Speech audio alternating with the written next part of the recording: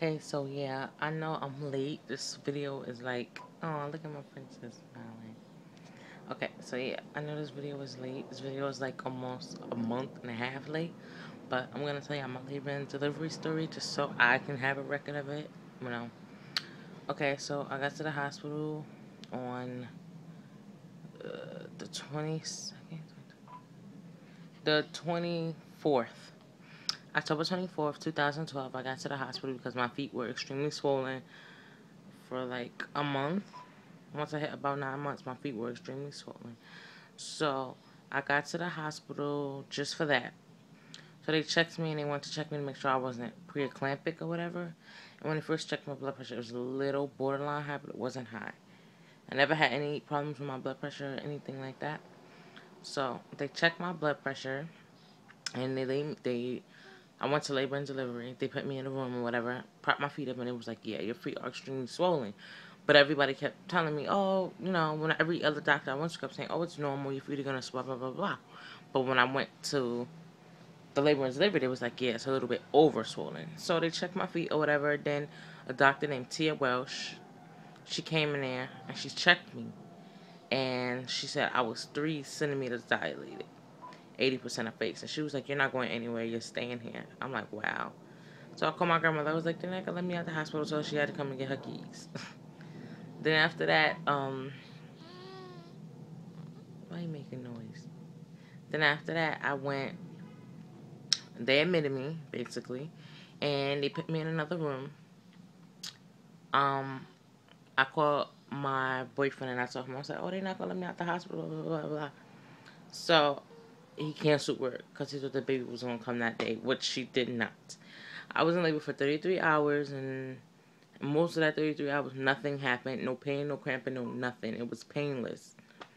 Um, what happened after that? So they set me up in a new room, put these things on my legs to compress my legs because they didn't want me walking around the hospital. I was having no pain whatsoever, and I'm like, I want to leave. Like, they told me I couldn't eat. The first day I didn't eat. The next morning I ate. I had a strawberry banana smoothie from McDonald's and, what do you call that?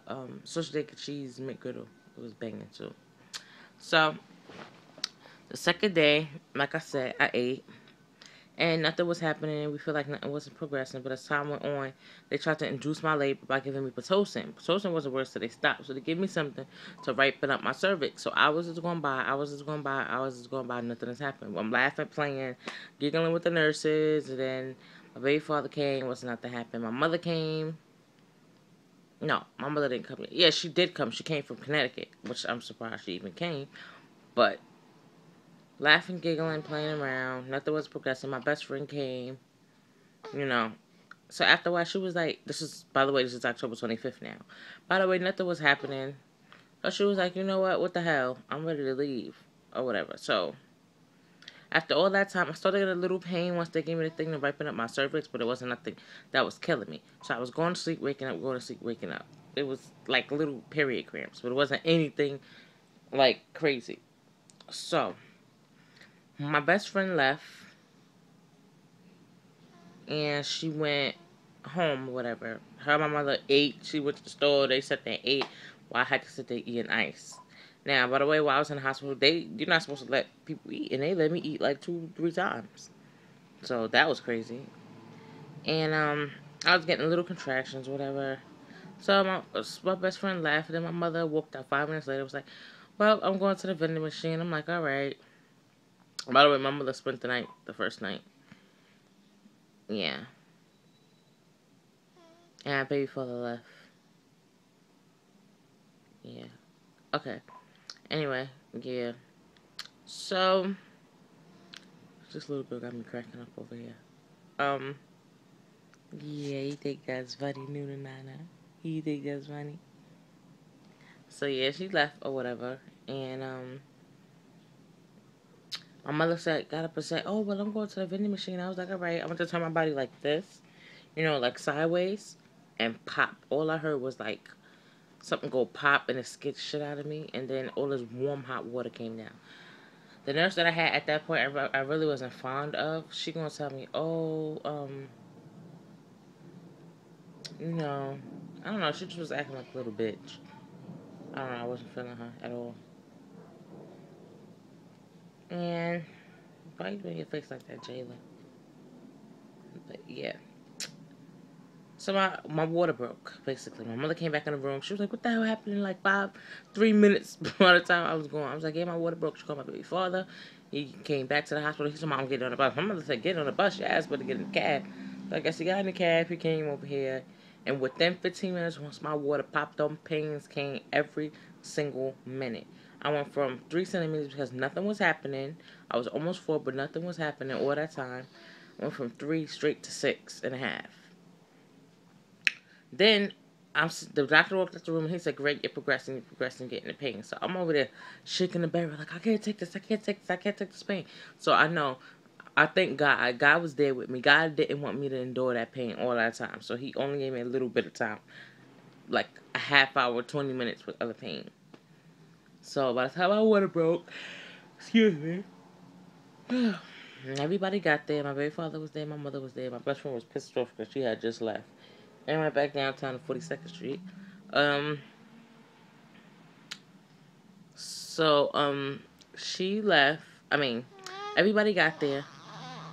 Hey. So everybody got there, whatever. And I was in pain, screaming. I grabbed him. I was pulling him. I yanked his sweater. Then he got mad. He said, chill, chill. I don't want to do this no more. So he walked back. He backed up. So my mother was rubbing my back, and the pains, I just couldn't take it. And I felt my body like slowly, like kind of like pushing. So I was like pushing a little bit. And I was like, no, no, no, don't push, because you're not dilated enough. So I pushing, because I felt like it. So I was like, no, no, no, you gotta call the doctor. I gotta push, I gotta push. So I'm sitting there with my legs closed to the side. When the doctor opened my legs, he was like, oh my God, the baby's head is right there. So he was like, all right, it's time to push. He was trying to tell me how to push. I was like, listen, it's Mother Nature. I could push. Just get this baby the hell out of me. So he bent my legs all the way back. At first, I was like, oh shit. Because I felt myself opening up mad wide. And I was like, oh my God, I don't like the way this feels. But then, and like 4 pushes, I pushed her out. She was out. Maybe like, it might have not been 4. It might have been 3. Um, so she was out, and yeah, she did rip me. Maybe that was from me pushing before time. She was, meaning to Jayla Stacy Buford, she was 6 pounds, 6 ounces, and 17 inches, 18 inches? Well, 47 centimeters, so I believe that's 17 and 18 inches long. Yeah. Right, Nunu Nana? Yeah, and she was so beautiful. I loved her. She looked great. It just threw her on me. She was just warm, and I was just looking at her like, oh my God. Like, I didn't cry or anything. I just had like 1,000 emotions at the same time because I was like, I can't believe this is me. And the whole time when I was pushing and I was in labor, I felt like I was going to die, like I was going to pass out. I was like, oh my God, I'm not going to be able to see my daughter. And remember, at the time, I didn't even know I was having a girl. So the doctors didn't even tell me. They just pulled her out. And I was like, okay, well, what is it?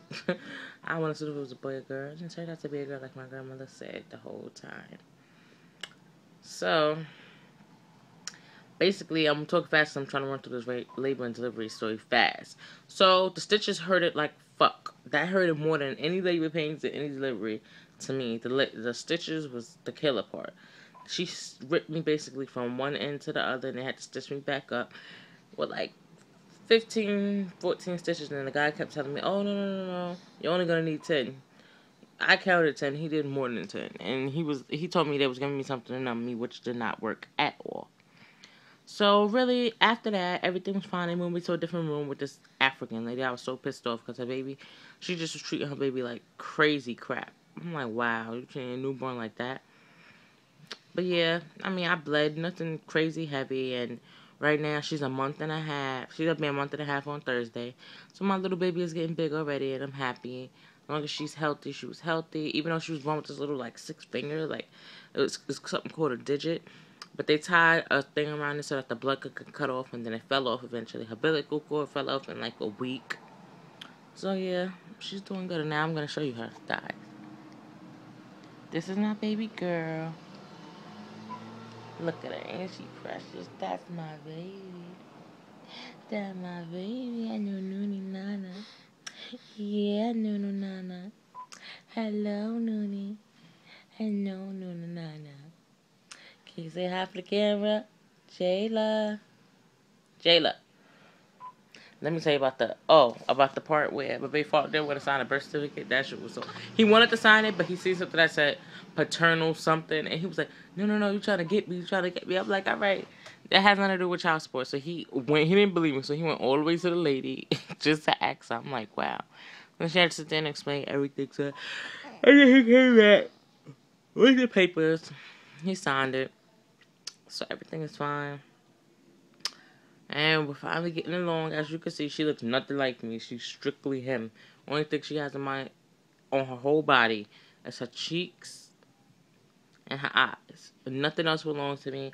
Her hair, her face, her complexion, her toes, everything. Mouth, lips, nose, is him. So, yeah. I don't know. I guess my genes ain't as strong as I thought they were. But, yeah. That's the end of my labor and delivery story. I'm hoping I'm not leaving nothing out, which I'm sure I am because I tried to run through it so fast. But yeah, that's it. And that's my little princess. Say bye, Jayla. Goodbye. Say bye bye, mommy. She doesn't want to be bothered.